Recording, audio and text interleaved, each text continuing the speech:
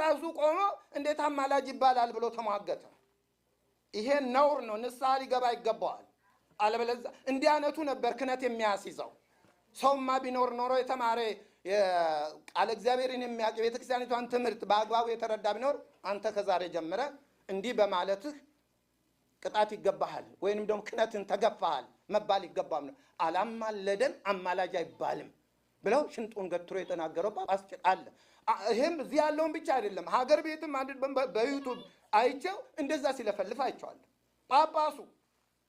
ይሄ ነውር ነው እና የሚሉት ማን ነው አላስታረቀም የሚሉትና ቀጥልልኝ ምንድን ነው መቀጠላ የኢየሱስ ክርስቶስን እግዚአብሔርነት የማያምኑ ወገኖች ሁለቱም የስም ክርስቲያን እንጂ ክርስቶስን አውቀው በክርስቶስ ክርስቲያን የሆኑ አይደለም። አይደለም። ክርስቶስ መስዋዕት አቅርቧል አላቀረበም? አቅርቧል። ምን ማድረጉ ነው? በዛን ሰዓት እያማለደ እያስታረቀ ነው አይደል? ይሄንን ትክደዋለህ ታዲያ? ይሄን ክደህ ክርስቲያን ትሆናለህ? የተሰቀለበትን ያን ሁሉ መከራ የተቀበለበትን ዜሮ አረጉት። ዋጋ የሌለው ነገር አረጉት። እንደው ወይንም ደግሞ በእነሱ አመለካከት አይሁድ ስለጠሉት ደብድበው እንዲገደሉት፣ እርሱ ግን መስዋዕት ለመሆን በፈቃደኝነት ወዶ ፈቅዶ ሕይወቱን አሳልፎ ስለኛ ቤዛ አድርጎ ሰጠ። ያ ማስታረቅ ነው። ምክንያቱም የኃጢአት ደሞዝ ቅዱስ ጳውሎስ እንዳለ የኃጢአት ደሞዝ ምንድን ነው? ሞት። ያ መከፈል አለበት። ያን ሞት ደግሞ ንጹህ የሆነ ነው መሞት ያለበት። እንደኔ እንደናንተ ያለው ቢሞት ሞት አለም እሱ ዋጋ የለውም።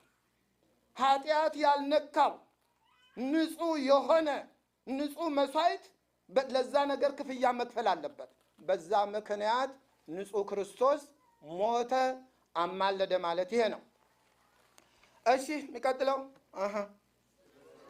ስለ ሰው ጸሎት ምልጃና መስዋዕት አቅርቦ ሰውን ከእግዚአብሔር ጋር ያስታረቀ ኢየሱስ ክርስቶስ መሆኑ በቅዱሳት መጻሕፍት ተረጋግጧል። እውነት ነው ውሸት? የትኛው መጽሐፍ አገላብጡ፣ ቅዳሴውንም አገላብጡ፣ ሁሉንም አገላብጡ። ያስታረቀ መስዋዕት ያቀረበልህ ኢየሱስ ክርስቶስ። ይሄንን የሚክድ ጳጳስ፣ ይሄን የካደ ክርስቲያን ምን ሆነ? ምን ሆነ ክርስትናው? እንግዲህ እና ተረጋግጧል። ቀጥልልን።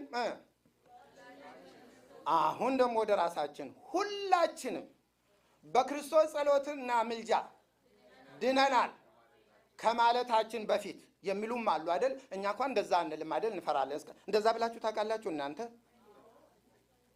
ከመቼ ወዲህ ነው እንደዛ ማለት የጀመራችሁት? መቼ ነው የጀመራችሁት? በክርስቶስ ጸሎትና ምልጃ ድነናል ማለት የጀመራችሁት መቼ ነው? ትክክለኞች ናችሁ እንዲህ ማለታችሁ? ወይስ እንደው ቢሆንም ባይሆንም እንደዛ ብለናል ነው? ካላመንክበት አትበል። ካላመንክበት መጥራቱ ዋጋ የለውም። እመን። መጽሐፍ ቅዱሱ ነው ያለው። የዳን ነው በኢየሱስ ክርስቶስ ጸሎትና ምልጃ ነው። እና ከማለታችን በፊት ግን አለ እንግዲህ ልባርኩት። ሌሎቹም ይላሉ ይሄንን በአብዛኛው ሌላ ክፍል ነው የሚለው። በዚህ አልተሳሳቱም። ልብ አድርግ።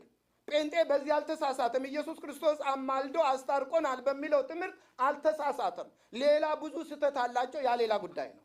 ያም በሌላ ጊዜ እንነጋገራለን። በዚህ ነጥብ ላይ ግን አልተሳሳቱም። ገና ለገና እነሱ እንዲህ ይላሉ ብለን እኛ ከሃይማኖት እየሸሸን ለሌሎቹም ክደት እያስተማር ይህንን እውነትን የእግዚአብሔርን ቃል ሐሰት ነው ብለን ለማስተባበል የተነሱ ጳጳሳት ሐሰተኞች ናቸው። ይህ መጽሐፍ ቅዱሳዊ ትምህርት ነው። ምክንያቱም አማልዷል። ይህንን በስነ ስርዓቱ ለዚህ ነው እንሄድበታለን ብያልኳችሁ። መጀመሪያ ከመጽሐፍ ቅዱስ እንሄዳለን። ከዛ ወደ ሊቃውንቱ፣ ወደ ሃይማኖተ አበው፣ ወደ ቅዳሴ እንመጣለን። የኢትዮጵያ ቤተክርስቲያን ኢየሱስ ክርስቶስ አላማለደም የምትል ከሆነ እንታያለን። ከየት አምጥተው እንደሚያግበሰብሱት። ይሄ እንግዲህ ምንድነው?